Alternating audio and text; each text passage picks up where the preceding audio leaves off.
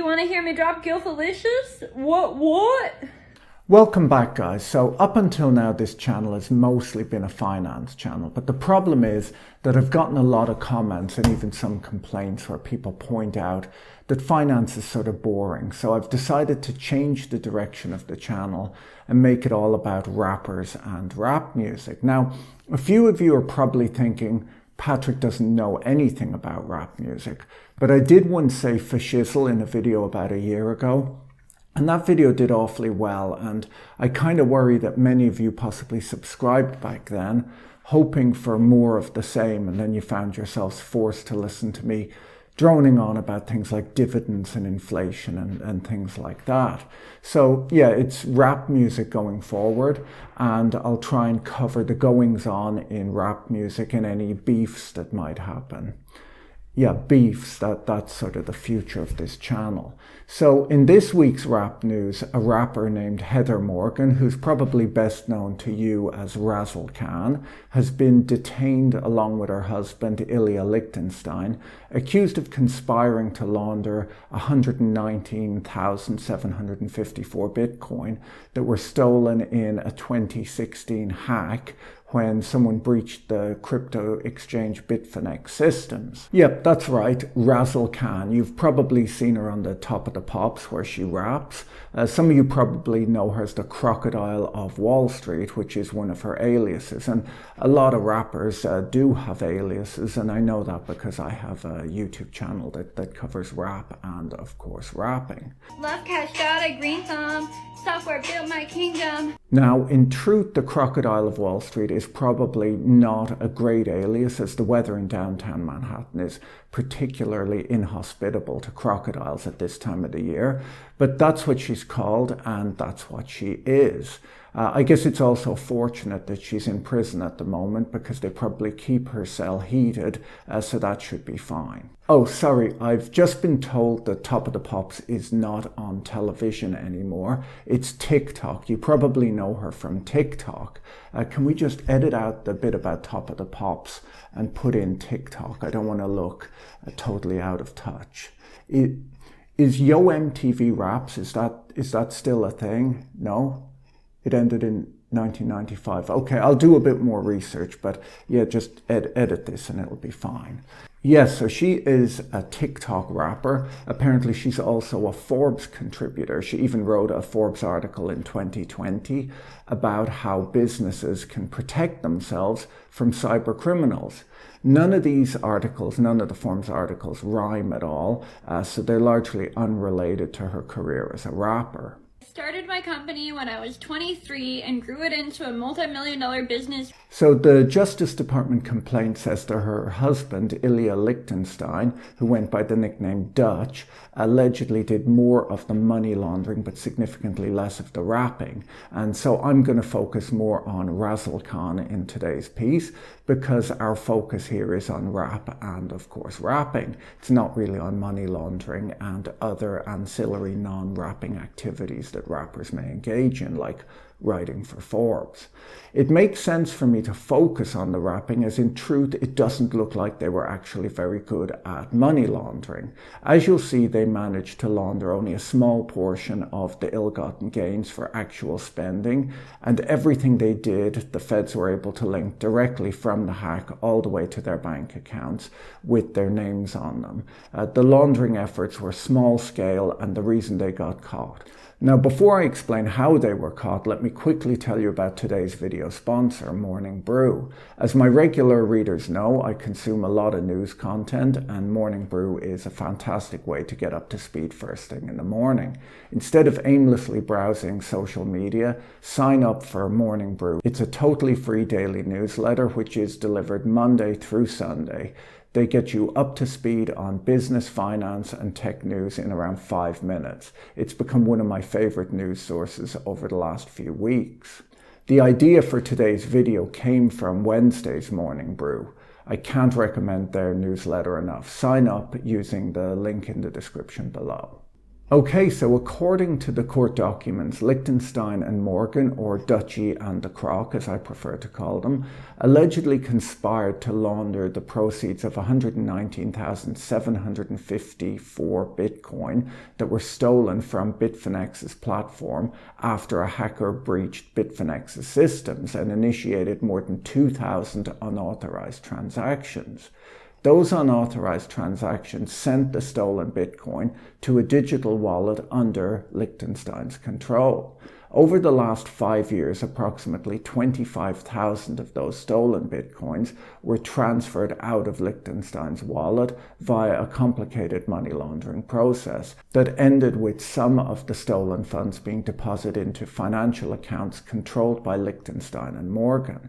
Now, the complaint doesn't accuse this couple or any other rappers or Forbes contributors of stealing the Bitcoins, but when they were stolen in 2016, they were worth $71 million, and they're worth $5.3 billion today. Money laundering is, of course, illegal, and the goal of the process is to make large amounts of money generated by a criminal activity appear to have come from a legitimate source. The money from the criminal activity is considered dirty, and the process launders it to make it look clean. If you have stolen Bitcoins, they're not that easy to spend. You first have to convert them into dollars or some other currency, which usually involves dealing with a cryptocurrency exchange. And your goal is to hide the source of the currency, get it into the legitimate financial system, and eventually withdraw it from a respectable bank account to spend on iced out watches and grills. Governments want to prevent money laundering, and so they require regulated financial institutions like banks and investment firms, and in recent years legitimate cryptocurrency exchanges, to have know your customer anti-money laundering compliance programs, where you have to show who you are and what the source of your funds is. If the source of your funds is theft, they frown upon this. The criminal complaint alleges that Dutchy and the Croc employed numerous money laundering techniques, such as using fictitious identities to set up online accounts, utilizing computer programs to automate transactions, depositing the stolen funds into accounts at a variety of virtual currency exchanges and darknet markets, and then withdrawing the funds, which obfuscates the transaction history by breaking up the fund flow, converting Bitcoin to other forms of virtual currency, including anonymity-enhanced virtual currency in a practice known as chain hopping, and using US-based business accounts to legitimize their banking activity. This sounds quite sophisticated and complicated, but when you read the details of the complaint, it's surprising that over 5 years so little money actually got laundered.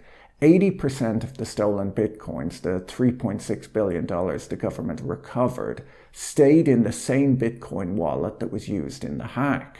The complaint says that some of the stolen Bitcoin moved out of the wallet in a series of small complex transactions across multiple accounts and platforms.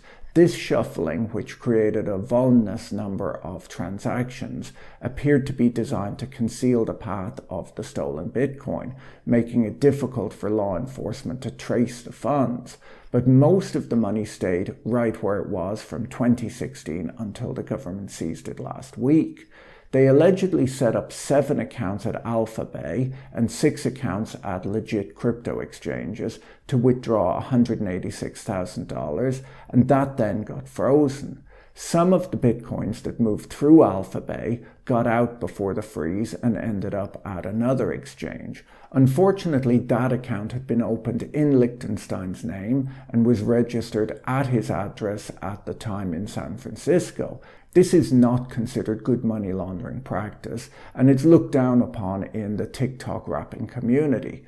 Dutchy then used that account to purchase gold from a precious metals dealer, providing his home address for shipment and a photograph of his California driver's license. So while he did a good job in converting the stolen Bitcoin into gold, which is untraceable portable property, he kind of messed up by giving his driver's license and home address to a regulated financial institution as part of their anti-money laundering checks. Dutchy and the Croc managed to use another exchange to convert almost $3 million worth of Bitcoin into US dollars and into their own bank accounts between 2017 and 2021. But that exchange was a regulated financial institution, so it asked them the standard KYC AML questions. Dutchy wrote back to the exchange saying, "Hi, I'm a tech entrepreneur and Bitcoin early adopter since acquiring my first Bitcoin in 2011. I'm looking to diversify a bit ahead of the ETF decision and sell about 100 Bitcoin. Please let me know the next steps to move forward. All trades I would execute are from my personal funds. The LLC is simply there to manage my trading assets." The Croc told the exchange, "Could have been a findom, always had a harem." The Croc told the exchange that she would be using her account to receive funds from her business clients and also to transact with her own virtual currency. Both of these sound like decent excuses, but the problem is that Bitcoin transactions are permanently stored on a public blockchain, so the exchange can see that Lichtenstein had not bought his coins in 2011 and that Razzlekhan did not receive hers in a series of small transactions related to TikTok wrapping. Nice try though. On January 31st, 2022, law enforcement gained access to one of their wallets by decrypting a file saved to Dutchy's cloud storage account, which had been obtained through a search warrant. The file contained a list of 2,000 virtual currency addresses, along with corresponding private keys. On the 4th of February 2022, a court issued a seizure warrant authorizing the seizure of those funds. Those funds remain secured in the US government's possession.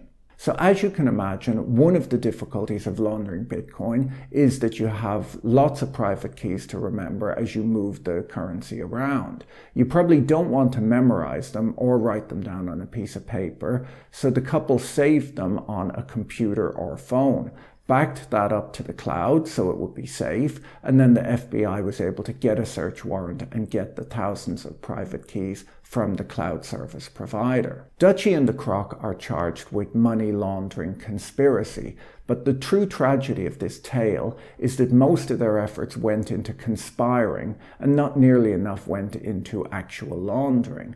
They were Bitcoin billionaires and they couldn't really spend it.